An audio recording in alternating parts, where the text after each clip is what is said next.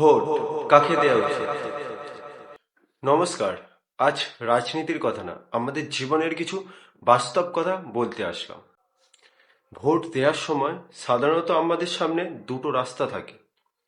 একদিকে আছে আবেগ, যেখানে মন্দির বা মসজিদ বা ধর্মকে সামনে রাখা হয়।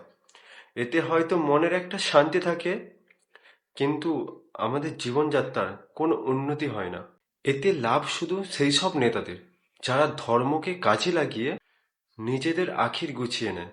তাদের আসল লক্ষ্য হলো আমাদের মধ্যে মিলমিশ নষ্ট করে দেয়া।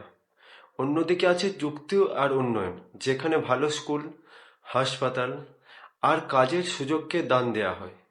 এই পথে ভোট দিলে লাভ আপনার নিজের, আমরা সাধারণ মানুষের আর আমাদের ছেলে মেয়েদের। এর আসল লক্ষ্য হলো সবাই মিলেমিশে একসাথে এগিয়ে যাওয়া। সবথেকে বড় কথাটা হলো ভোট আপনার একটি পবিত্র দায়িত্ব। তাই ভোট তাকেই দিন যে আপনার হাতে ধর্মের পতাকা ধরিয়ে দিয়ে অন্য কাউকে ঘৃণা করতে শেখাবে না। বরং ভোট তাকেই দিন যে আপনার বাচ্চার হাতে পড়াশোনার বই দেবে, বাড়ির লোক অসুস্থ হলে ভালো হাসপাতালের ব্যবস্থা করবে, আর আপনার হাতে সম্মানজনক কাজ তুলে দেবে।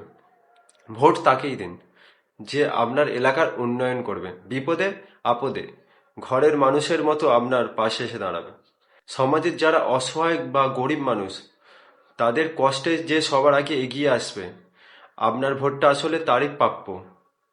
উপসংহার: মানুষ হিসাবে আমরা যে যার ধর্ম পালন করতেই পারি, কিন্তু ভোটার হিসাবে আমাদের একটু বুদ্ধি খাটাতে হবে। মনে রাখবেন, মন্দির বা মসজিদ আমরা নিজেরা বানিয়ে নিতে পারবো, কিন্তু এলাকার রাস্তাঘাট, ভালো ডাক্তার আর কাজ, এগুলো কিন্তু একজন সঠিক নেতা ছাড়া পাওয়া সম্ভব না।